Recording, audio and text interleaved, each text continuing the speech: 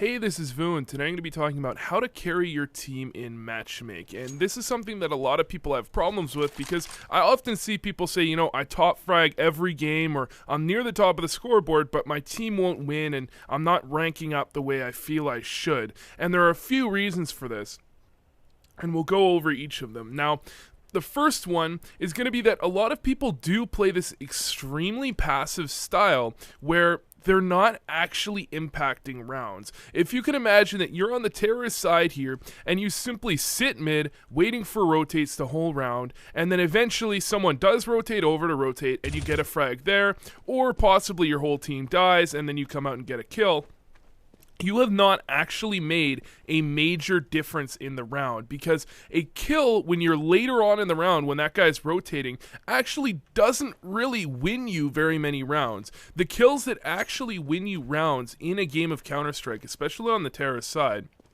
are going to be the kills where you're running up cat, you're running out long, something like that. You're the first or second player in the line.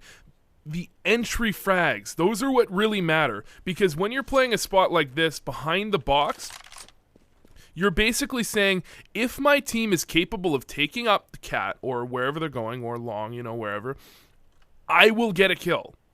If they're not, I will still likely get a kill, but we're gonna lose the round, because getting that kill is basically an inevitability so long as you can land your shot. But the fact is, you're not actually forcing your team to win rounds here. You're allowing your team to decide, maybe my team's better, they can get frags on cat and they can take cat, in which case I will impact the round positively. If they can't take cat, then I don't impact the round positively in any sort of meaningful way, right? So you need to make sure that you're always playing either a more aggressive stance where you're with your team, running out first, getting these trade kills, doing that type of thing, or you need to be going with your team, not aggressive, but you can go with your team, throw flashes for them, throw nades, you can support them and make their job easier. So at the very least, you've had some sort of positive impact on the way the round has played out, rather than just letting it play out on its own and hoping that you can help them afterwards. Now,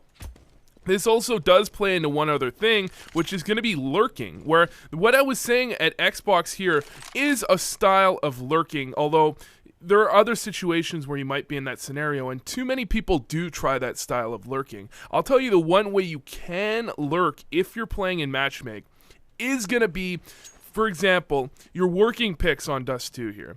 You have, one or two players going cat, one or two players B. So you have, let's say you have 2 cat, 2 B, and you're outside long, or you're working long.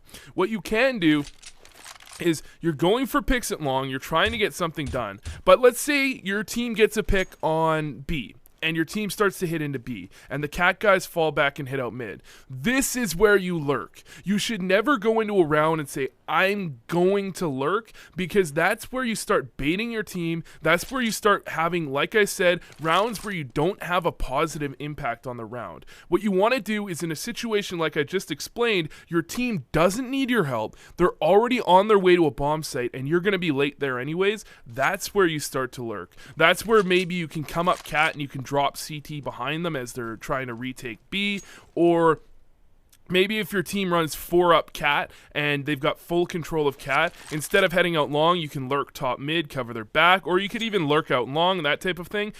Lurking should always be a scenario that you're thinking of using later on into the round. It shouldn't be something that you think about and at the beginning of the round have that in your head that you're going to do that. It should just be something that you can do, that you might do if certain things happen during a round.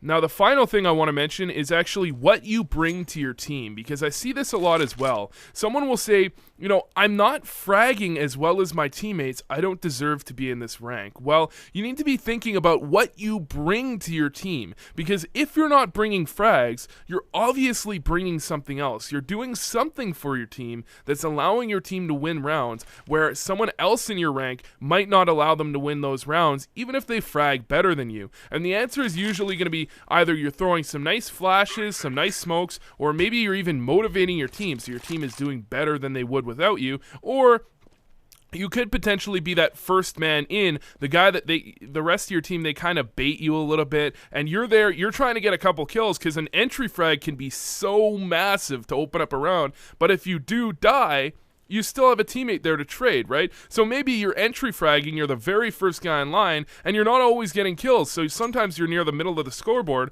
but realistically, the amount of impact frags you've gotten probably eclipses the amount of impact frags anybody else has gotten. Or, of course, like I said, maybe you're playing that support role where you know someone wants to push in, you've got a flash for that, or maybe you know a smoke, you can just toss a smoke down, support your teammate in that way, and that way you can actually get stuff done without actually trying to get frags. And that kind of leads into the bit where a lot of people, when they're trying to carry their team, they get too focused on getting those frags and on opening up rounds and getting those entries. And what you need to recognize is when you're doing poorly, focus on playing smart, but change your playstyle. Fall back, play with your team, throw more flashes, throw more nades, play more passively, and allow your team to carry you. Because a lot of people have this problem where they're always trying their very hardest to carry their team, and so when they're doing poorly, they start to rage, they start to get angry, they can't really handle it, and they continue to get into a rut where they're continuing to do the same thing over and over without actually changing up their playstyle. If you're doing poorly, one of the most important aspects of being a good CSGO player is going to be allowing your team to carry you when you think it's possible. Anyways, thanks for watching, and I hope this helped.